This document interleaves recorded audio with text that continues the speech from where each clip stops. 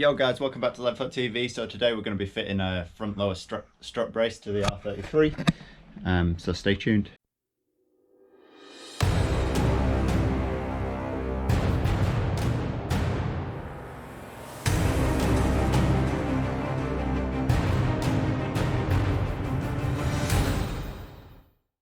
Yeah, like I said, we're going to be fitting a front lower strut brace to the R33. Yeah, and it's like typical lockdown weather. It's still really sunny, so I'm trying to make most of the weather and try and get as much done as I can, because otherwise I'll be kicking myself when it starts raining and I've not gotten anything done. So yeah, let's crack on. Let's get the strut brace on today. So yeah, this is the brace that's going on. It's like a front lower one, so it goes at the front of the subframe, right at the front of the car. I actually got two because the store that sells them were doing 30% off, so they were meant to be 26 quid each, and yeah, they were doing a week where they did 30% off, and then eBay were doing a £10 voucher, and then it was you got discount for ordering two at the same time as well. So I ended up getting like both of them for like 13 quid each, so it ended up like just being like 2 for 1 basically. So I got another one to go on my R32 when my R32 comes back as well. But yeah, we're gonna just stick this one onto my 33 4-door for now. So yeah, basically it just goes, I've got it jacked up on axle stands at the moment, so the front of the car, and it just goes between there like that. So it bolts up to your tension rods, and yeah, simple as that. So I'm just gonna undo the bolts and then we'll get it mounted up. So I just cracked it off, just undoing it now.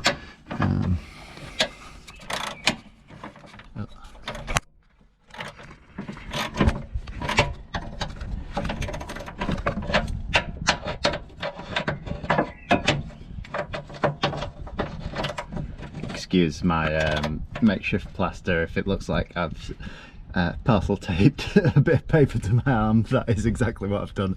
I keep getting like bites and they get infected, so I've been in hospital, and yeah, it's really annoying. So I'm trying to keep it clean, because the last time I ended up in hospital for a week I didn't keep it clean, which you probably remember from my Wagonar video. So yeah, I'm trying to keep all the shit out of it, and I've run out of plasters and I can't be arsed queuing at the supermarket, so I have made one myself, but it does the job. So nuts off, and yeah, that's that one out. I'm just gonna undo the other one on the other side now, and then we'll get it on. So that's the nuts off both sides, so I'm just gonna push them through so that they're flush, but just so they don't fall out like that. Then again on this side.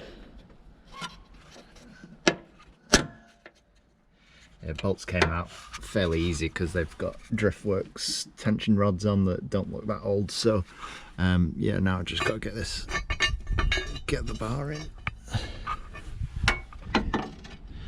So see if I can hold this and do this at the same time. No, it's probably not going to go well. So yeah, that's it on. You can see the nuts on in there. I've not tightened it up yet, but it fit pretty well actually. I didn't have to wriggle around and try and get it to fit. It was pretty straight fit. I thought I would have to drill the holes out or something because it wouldn't line up properly, because that's generally what you have to do when you buy cheap Chinese stuff. So but yeah, it fit perfect. I'm just gonna tighten it up now and get it on properly, and then yeah, I'll show you what it looks like. But it's yeah, super easy to fit. Yeah, really easy. So we'll get this on and then I'll find something else for us to crack on with. So yeah, it's all back together. It's pretty solid. I'm really happy with that for 13 quid, to be honest. I can't argue. It fit really well. It didn't need any adjustment whatsoever. So yeah, good little modification for not very much. I'll stick a link to them in the description down below. They fit all the Skylines, so it'll fit your 32, 33, 34. But yeah, it's the first time I've actually had this jacked up and had a look underneath it. It's got a few bits that are probably going to need some attention by the looks of it. So I've noticed this front cross member's fairly rusty. I think it's pretty solid still. It's just it's just very crusty, that's all. I think all this stuff flaking off is mostly paint, but I think that's going to be a job to do, is I think take the front bumper off and tidy up all this front cross member, and then I want to try and underseal under all these arches as well. As you can see, that front shock's not looking too clever. I think that might have burst. They're only cheap eBay coilovers, so that came on the car, and they've probably been on for years, so there's a good chance they're absolutely knackered because they don't ride the best. I'll maybe look at upgrading those to BCs or Meisters or something. But yeah, I think either tomorrow or the day after, I'm gonna pull the wheels off and try and take all the rust off these inner arches and underseal them before they get bad. And while the weather's nice, there's not a lot of moisture in the air, so it's a perfect time to do it at the moment. So yeah, that may be my job for tomorrow or the day after. I was planning on fitting the lip, so I've got this lip as well to go on, but I don't have any screws or self-tappers or anything, so I'm going to order some of them up and then maybe do that later on in the week. I think for now I might chuck these engine bay dress-up washers on, because I don't think I've got a lot else that I can actually do at the moment. And then I was thinking as well, because I want to ditch some weight out of the car, obviously, because it's not very powerful. Eventually I'm going to pull all the interior out of it and everything, but I was going to try and remove some weight from under the bonnet, and I was looking at this massive air box that is actually running right above the exhaust manifold, so all it's doing is literally warming up your intake air. So I was thinking about taking this off and measuring it all up and seeing if we can make an intake for it.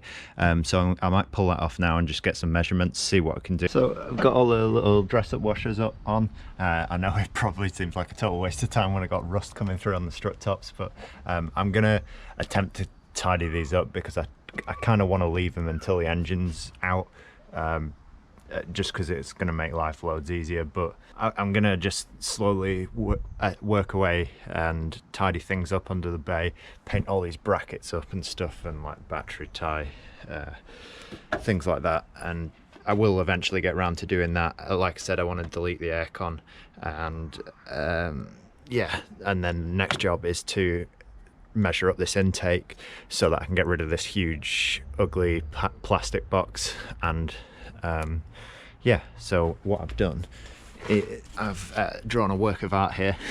So this is basically a little diagram of the intake. It's not a bendy cock.